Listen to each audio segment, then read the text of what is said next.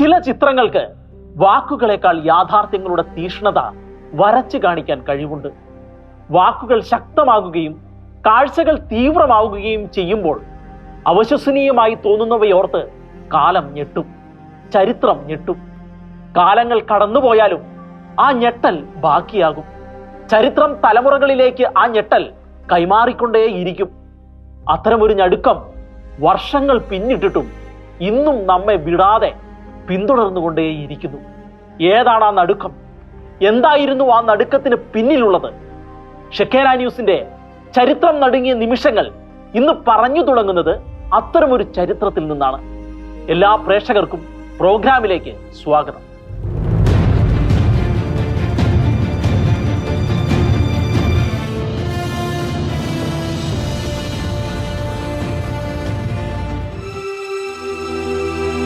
ഈ ചിത്രം ഒരിക്കലെങ്കിലും കണ്ടിട്ടില്ലാത്തവർ നമ്മളിൽ ആരും ഉണ്ടാവില്ല.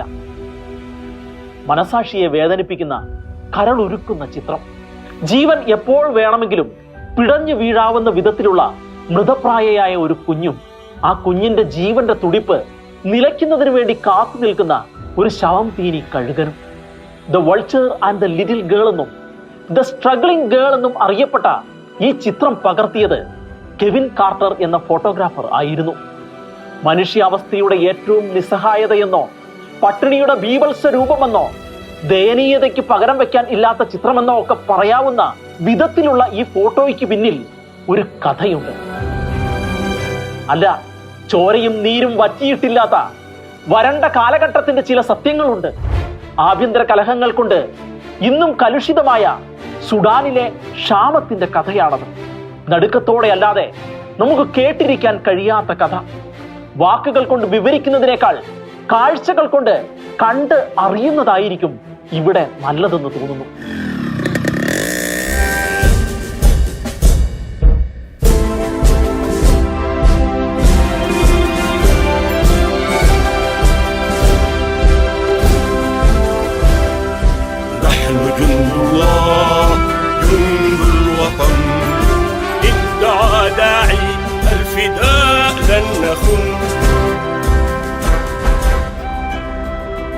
വടക്ക് കിഴക്കൻ ആഫ്രിക്കയിലെ രാജ്യമാണ് റിപ്പബ്ലിക് ഓഫ് സുഡാൻ.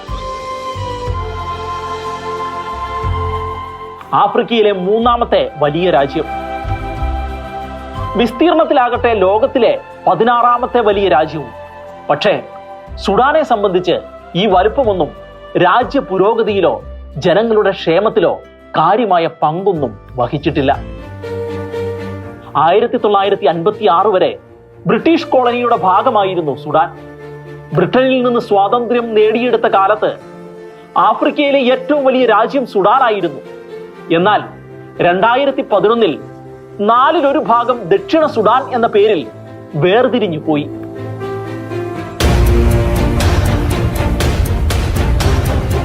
സുഡാൻ എന്ന് കേൾക്കുമ്പോഴേ ദാരിദ്ര്യത്തിന്റെ ചിത്രമാണ് പലരുടെയും മനസ്സിലേക്ക് കടന്നു വരുന്നത്. കാരണം അവിടുത്തെ ക്ഷാമത്തെക്കുറിച്ചും ദാരിദ്ര്യത്തെക്കുറിച്ചും അത്ര ചെറുതല്ലാത്ത അറിവുകൾ പലർക്കുമുണ്ട്.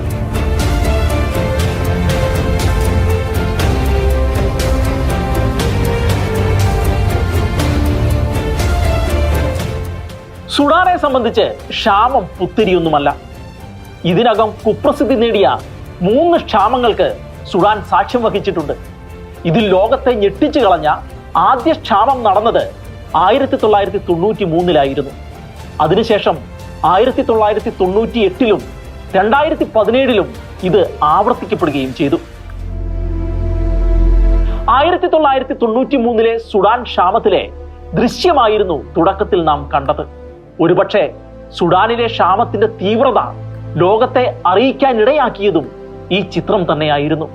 ഒരു രാജ്യത്തിലെ ജനസംഖ്യയ്ക്ക് ആനുപാതികമായി അവിടുത്തെ ജനങ്ങൾക്ക് ഭക്ഷണം ലഭ്യമല്ലാതെ വരികയും വ്യാപകമായ രീതിയിൽ പോഷക ആഹാരക്കുറവ് അനുഭവപ്പെടുകയും തുടർന്ന് ജീവഹാനി സംഭവിക്കുകയും പട്ടിണിയും രോഗങ്ങളും ഉടലെടുക്കുകയും ചെയ്യുന്ന അത്യന്തം ശോചനീയമായ അവസ്ഥയെയാണ് ക്ഷാമം എന്ന് വിളിക്കുന്നത്.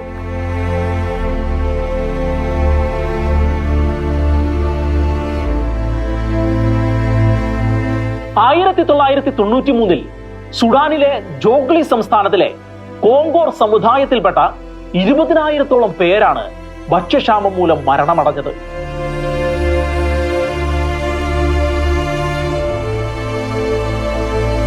UN കണക്ക് പ്രകാരം ഇത് 2,20,000-ഓളം വരും. 1,00,000-ഓളം ആളുകൾ പലായനം നടത്തുകയും ചെയ്തു.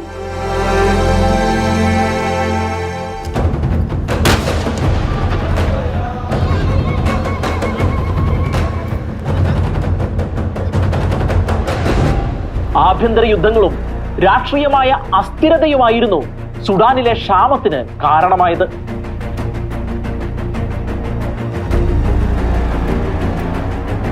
സർക്കാർ നിയന്ത്രണത്തിലുള്ള പട്ടണങ്ങൾ ഉപരോധിച്ചതും ദുരിതാശ്വാസ പ്രവർത്തനങ്ങൾ തടസ്സപ്പെടുത്തിയതും ഗ്രാമങ്ങൾക്ക് നേരെ ആക്രമണം അഴിച്ചുവിട്ടതും നശീകരണ പ്രവർത്തനങ്ങൾ നടന്നതും നിർബന്ധിതമായി ഗ്രാമീണരുടെ ഭക്ഷണം കൊള്ളയടിച്ചതും ദുരിതത്തിന് ആക്കം കൂട്ടിയ ഘടകങ്ങളായിരുന്നു.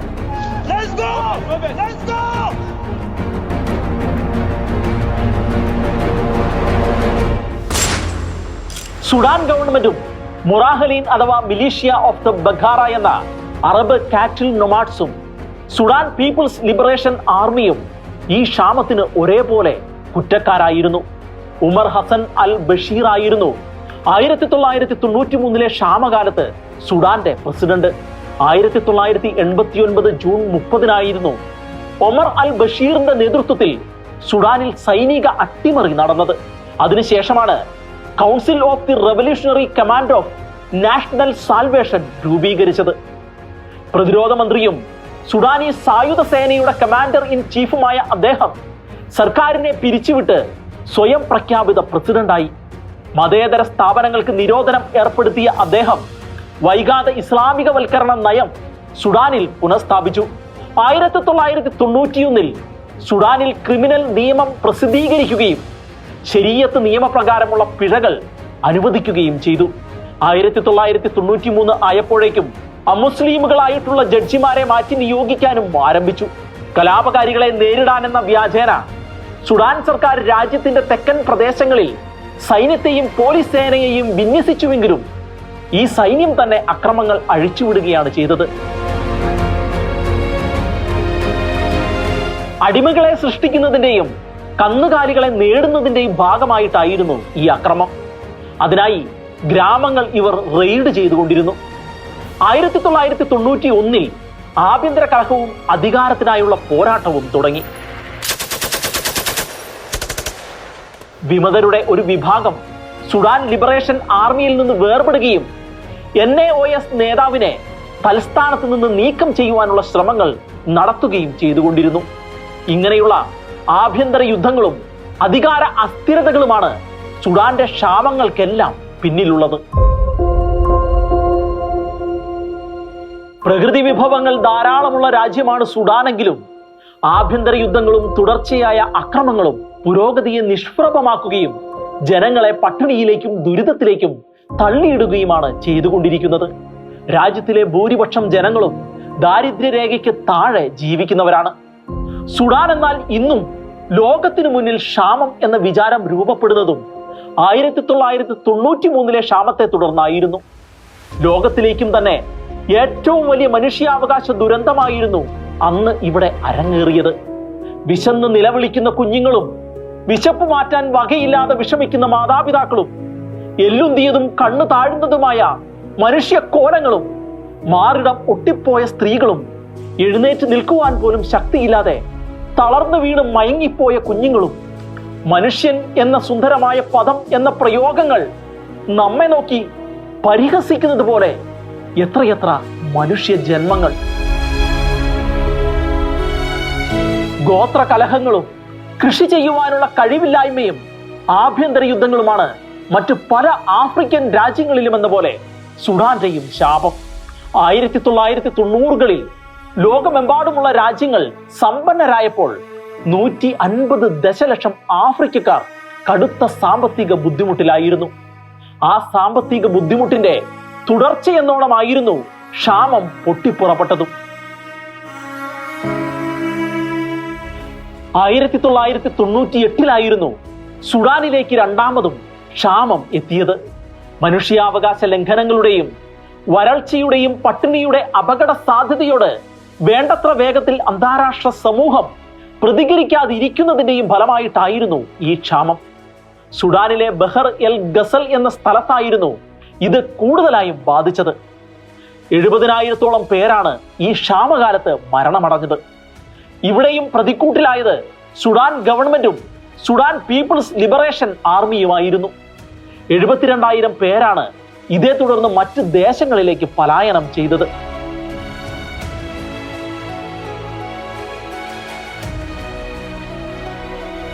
രണ്ടായിരത്തി 2017 സുഡാൻ വീണ്ടും ക്ഷാമകാലത്തെ അഭിമുഖീകരിച്ചത്.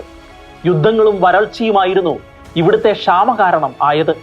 സൗത്ത് സുഡാനിലെ 50% ആളുകളെ ഇത് പ്രതികൂലമായി ബാധിച്ചു. 2017 മെയ് മാസത്തിലാണ് രാജ്യത്ത് ക്ഷാമം പടർന്നു പിടിച്ചിരിക്കുന്നുവെന്ന് ഔദ്യോഗിക പ്രഖ്യാപനം ഉണ്ടായത്. ഭക്ഷ്യപര്യാപ്തത കൈവരിക്കാൻ സാധിക്കാത്ത സാഹചര്യത്തിൽ ഗവൺമെന്റ് തന്നെയായിരുന്നു ഇത്തരമൊരു പ്രഖ്യാപനം നടത്തിയത്. മുൻപ് പലവട്ടം ക്ഷാമം അനുഭവപ്പെട്ടിരുന്നു എങ്കിലും ഗവൺമെന്റ് തലത്തിലുള്ള പ്രഖ്യാപനം ഇതാദ്യമായിട്ടായിരുന്നു ഉണ്ടായത്. ലോകത്തിൽ 81.01 കോടി ആളുകൾ വിശപ്പ് അനുഭവിക്കുന്നുണ്ടെന്നാണ് കണക്കുകൾ വ്യക്തമാക്കുന്നത്. കുറച്ചുകൂടി കൃത്യമായി പറഞ്ഞാൽ 2 വർഷങ്ങൾക്ക് മുൻപ് 13 കോടി ജനങ്ങൾ കടുത്ത ദാരിദ്ര്യം അനുഭവിച്ചിരുന്നു എങ്കിൽ ഇപ്പോഴത് 28 കോടി എന്ന കണക്കായി ഉയർന്നിരിക്കുന്നു. യുദ്ധങ്ങളും കാലാവസ്ഥാ വ്യതിയാനങ്ങളും സംഘർഷങ്ങളും മറ്റ് നിരവധിയായ ഘടകങ്ങളും ഇതിന് കാരണമാകുന്നുണ്ട്. ലോകത്തിന്റെ വിവിധ ഭാഗങ്ങളിൽ മനുഷ്യർ വിശപ്പും പോഷക ആഹാരക്കുറവും അനുഭവിക്കുമ്പോഴാണ് നാം ഭക്ഷണം പാഴാക്കി കളഞ്ഞുകൊണ്ടിരിക്കുന്നത്. വ്യവസായിക മേഖലകളിൽ തയ്യാറാക്കുന്ന ഭക്ഷണത്തിന്റെ പാതിയോളവും വലിച്ചെറിയപ്പെടുകയാണെന്ന റിപ്പോർട്ടും നമ്മെ ഞെട്ടിക്കേണ്ടതായിട്ടുണ്ട്. പ്രതിവർഷം 300 മില്യൺ ടൺ ഭക്ഷണം പാഴായി പോകുന്നുവെന്നും ലോകത്തുള്ള മുഴുവൻ മനുഷ്യർക്കും 7 തവണ കഴിക്കാനുള്ള ഭക്ഷണം പാഴാക്കി കളയുകയാണെന്നുമുള്ള റിപ്പോർട്ടുകൾ കേൾക്കുമ്പോൾ സുഡാനിലെ ഈ ക്ഷാമകാലത്തിന്റെ കണ്ണീരും ദുരിതവും നാം മറന്നുപോകരുത്. ഒരു ഇന്ത്യക്കാരൻ പ്രതിവർഷം 50 കിലോ ഭക്ഷണം പാഴാക്കി കളയുന്നുണ്ടെന്നാണ് ഒരു കണക്ക്. അതിൽ തന്നെ ഇന്ത്യയിൽ കേരളീയരാണത്രേ ഭക്ഷണം ഏറ്റവും കൂടുതൽ പാഴാക്കി കളയുന്നത്. ഈ യാഥാർത്ഥ്യങ്ങൾക്ക് മുന്നിലാണ് സുഡാൻ ക്ഷാമം നമ്മുടെ നോവും നേരുമാകുന്നത്.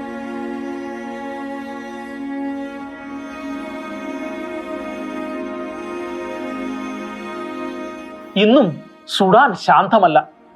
ആഭ്യന്തര യുദ്ധങ്ങളും സംഘർഷങ്ങളും ഈ ജനതയുടെ ജീവിതത്തെ ദുരിതക്കയത്തിൽ ആഴ്ത്തിയിരിക്കുകയാണ്.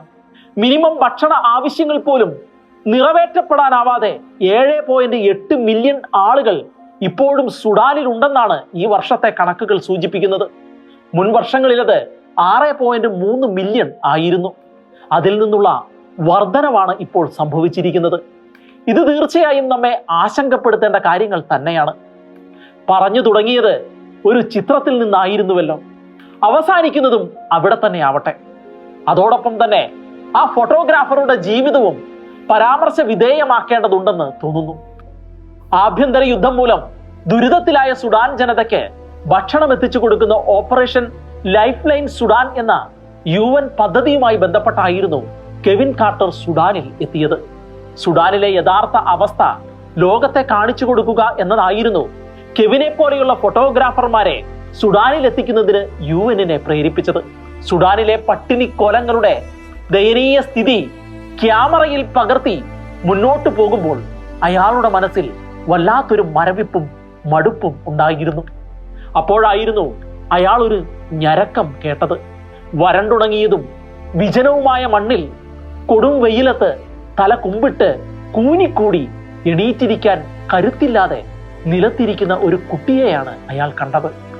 ക്ഷാമം മുഴുവൻ തന്റെ ജീവിതത്തിലേക്ക് ആവാഹിച്ചതുപോലെയുള്ള ഒരു രൂപം. ശരീരത്തിലെ എല്ലുകൾ പുറത്തേക്ക് തള്ളി നിന്നിരുന്നു. അവസാനത്തെ ഊർജവും സംഭരിച്ചെടുത്ത് ഭക്ഷണ വിതരണ കേന്ദ്രത്തിലേക്ക് നിരങ്ങി നീങ്ങിക്കൊണ്ടിരിക്കുകയായിരുന്നു ആ കുട്ടി. അപ്പോഴേക്കും ഒരു ശവന്തീനി കഴുകൻ ആ കുട്ടിയുടെ ഏതാനും ചുവടുകൾക്ക് അപ്പുറത്ത് പറന്ന് ഇറങ്ങിക്കഴിഞ്ഞിരുന്നു. കഴുകൻ പറന്നിറങ്ങിയത് കണ്ടപ്പോൾ കെവിന്റെ ഉള്ളിൽ ഒരു പുതിയ ഉത്സാഹം നിറഞ്ഞു. പട്ടിണിക്കോലമായ കുട്ടി അയാൾ അതുവരെ കണ്ട സുഡാനിലെ എണ്ണമറ്റ ആളുകളിൽ ഒന്നു മാത്രമായിരുന്നു. പക്ഷേ കഴുകൻ കൂടി പറന്നിറങ്ങിയപ്പോൾ അയാളിലെ മനുഷ്യത്വം മയങ്ങുകയും ഫോട്ടോഗ്രാഫറിലെ പ്രൊഫഷണലിസം ഉയർത്തെഴുന്നേൽക്കുകയും ചെയ്തു. ജീവനും മരണവും ഒരുമിച്ച് നിൽക്കുന്നത് പോലെയുള്ള ഒരു അനുഭവമാണ് അയാളിൽ ഉണ്ടാക്കിയത്. കുട്ടി എപ്പോൾ വേണമെങ്കിലും മരിച്ചു വീഴാം, അതിനുവേണ്ടി കാത്തിരിക്കുകയാണ് കഴുകൻ. ആ ദൃശ്യങ്ങളിന്മേൽ കെവിൻ ക്യാമറ ക്ലിക്ക് ചെയ്തു.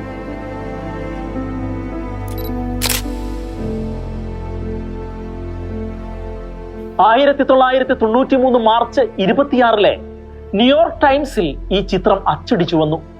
സുഡാനിലെ വറുതികളുടെയും ദുരിതങ്ങളുടെയും യഥാർത്ഥ അവസ്ഥ ലോകത്തിന് മനസ്സിലായത് അപ്പോഴായിരുന്നു. സുഡാനിലേക്ക് ലോകത്തിന്റെ വിവിധ ഭാഗങ്ങളിൽ നിന്ന് സഹായം വരാൻ ഈ ചിത്രം കാരണമായി. അതോടൊപ്പം തന്നെ ആളുകൾ കെവിനെതിരെ ശക്തമായ എതിർപ്പും അഴിച്ചുവിട്ടു. കുട്ടിയെ രക്ഷിക്കുന്നതിന് പകരം അയാൾ കുട്ടിയെ കഴുകന് ഭക്ഷിക്കാൻ വിട്ടുകൊടുക്കുകയായിരുന്നുവെന്നായിരുന്നു ആരോപണം. കഴുകനേക്കാൾ ക്രൂരനായ കഴുകനായി ആളുകൾ കെവിനെ ചിത്രീകരിച്ചു. നാനാഭാഗങ്ങളിൽ നിന്നുള്ള കുറ്റപ്പെടുത്തലുകൾ അയാളെ കുറ്റബോധത്തിന്റെ ഉമിത്തിയിലേക്ക് തള്ളിയിട്ടു. അതിനിടയിൽ വ്യക്തിപരമായ ജീവിതത്തിൽ സംഭവിച്ച ചില പരാജയങ്ങളും പ്രിയപ്പെട്ടവരുടെ നഷ്ടങ്ങളും അവയ്ക്കെല്ലാം ആക്കം കൂട്ടുകയും ചെയ്തു. കെവിന്റെ ജീവിതത്തെ മദ്യവും മയക്കുമരുന്നും പങ്കിട്ടെടുക്കാൻ തെല്ലും സമയം വേണ്ടി വന്നില്ല. അതിനിടയിൽ അയാളെ തേടി ഒരു അവാർഡും എത്തി. ഏതൊരു പത്രപ്രവർത്തകനും ആഗ്രഹിക്കുന്ന പരമോന്നത അമേരിക്കൻ പുരസ്കാരമായ പുലിസ്റ്റർ പുരസ്കാരം, അതും സുഡാനിലെ പെൺകുട്ടിയുടെ ചിത്രത്തിന്. പക്ഷേ ആ വിജയവും നേട്ടവും പോലും സ്പർശിക്കാൻ കഴിയാത്ത വിധം അപ്പോഴേക്കും അത്രമേൽ വലിയ മരവിപ്പിലായി കഴിഞ്ഞിരുന്നു കെവിൻ. എങ്കിലും മെയ് 23 അയാൾ അവാർഡ് ഏറ്റുവാങ്ങി. അപ്പോൾ വീണ്ടും കെവിന്റെ ധാർമ്മികത ചോദ്യം ചെയ്യപ്പെട്ടു. മുൻപ് എന്നത്തെയും പോലെ എന്തുകൊണ്ട് കെവിൻ കുട്ടിയെ രക്ഷിക്കാൻ ശ്രമിച്ചില്ല എന്നതായിരുന്നു ചോദ്യം. ജോലിയാണോ വലുത്, അതോ മാനുഷികതയാണോ? ലോകം ചർച്ച ചെയ്തത് അതായിരുന്നു. ഇത്രയും നാൾ തന്നെ കടുത്ത സമ്മർദ്ദത്തിലാക്കിയ പ്രശ്നവുമായി ഇനിയും മുന്നോട്ടു പോകുവാനുള്ള കരുത്ത് കെവിന് ഉണ്ടായിരുന്നില്ല. ഒടുവിൽ വിഷാദത്തിന് അടിപ്പെട്ട് രോഗിയായ കെവിൻ 1994 ജൂലൈ 27 ആത്മഹത്യ ചെയ്തു. ജീവിതത്തിന്റെ വേദന എല്ലാ സന്തോഷങ്ങളെയും അട്ടിമറിക്കുന്നു. കൊലപാതകങ്ങളുടെ, മരണത്തിന്റെ, മൃതശരീരങ്ങളുടെ, പട്ടിണി കിടക്കുകയും മുറിവേൽപ്പിക്കപ്പെടുകയും ചെയ്ത കുട്ടികളുടെ ഓർമ്മകൾ. ഇങ്ങനെയായിരുന്നു കെവിന്റെ അവസാന വരികൾ. പ്രളയമായും ക്ഷാമമായും പകർച്ചവ്യാധിയായും ഭീകരപ്രവർത്തനമായും രാസയുദ്ധങ്ങളായും ഓരോ കഴുകന്മാർ വട്ടമിട്ട് പറക്കുന്ന കാലം കൂടിയാണ് ഇത്. മരിച്ചു വീഴുന്നവരെ കൊത്തിപ്പറിക്കുവാൻ ഒരു കഴുകൻ ആകാശങ്ങളിൽ നിന്ന് പറന്നിറങ്ങുന്നുണ്ടോ? ഒരു കഴുകന്റെ ചിറകടിയൊച്ച എവിടെ നിന്നൊക്കെയോ കേൾക്കുന്നുണ്ടോ? അടുത്ത എപ്പിസോഡിൽ നമുക്ക് വീണ്ടും കണ്ടുമുട്ടാം.